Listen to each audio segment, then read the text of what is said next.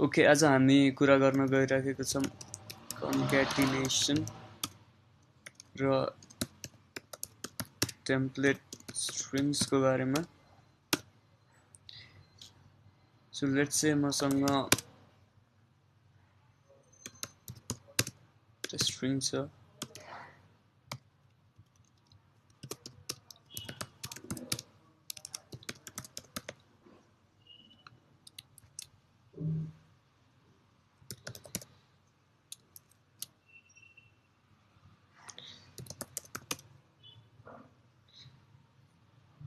So लग गरेँ मैले यसलाई।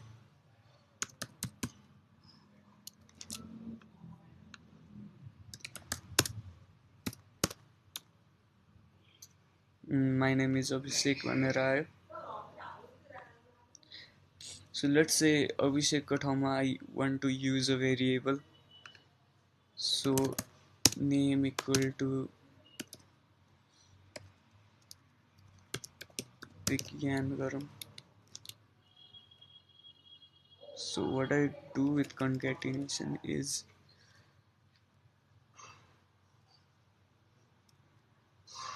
my name is plus दुईटा को बीचमा एउटा स्पेस दिउँ plus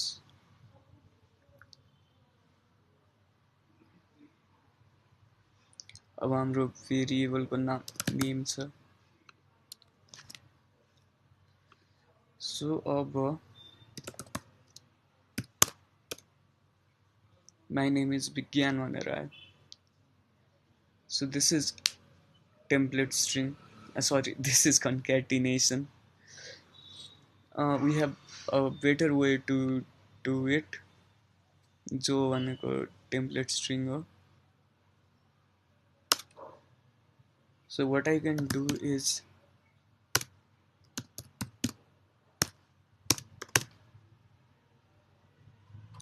I can use backtick instead of यो quotation mark। backtick चाहिँ कीबोर्डमा 1 को लेफ्ट साइडमा हुन्छ, 1 2 3 4 नम्बरहरू त्यस @ एपोस्ट्रोफी भन्दा लेफ्ट साइडमा। सो ब्याकटिक युज गर्न मिल्छ। सो यसमा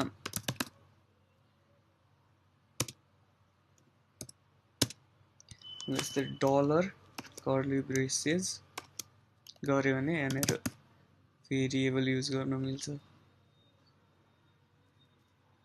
सो नेम 1 गरौँ। सो नेम 1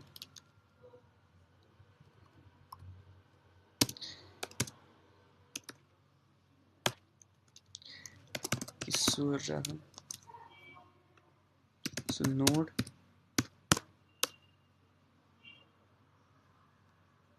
कन्सोल गर्न बिर्सेँ।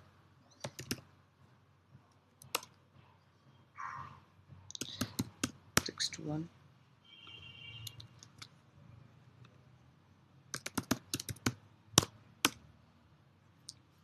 so my name is Vigyan, my name is Kishore.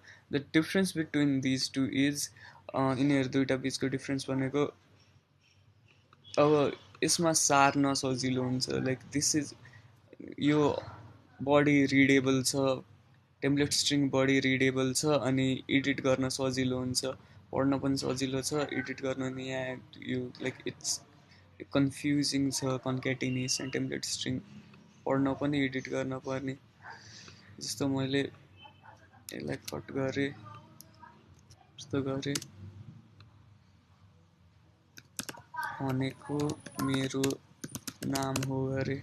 So this is this easy. अब यसमा त्यो कसरी गर्ने, यो गर्न पर्यो।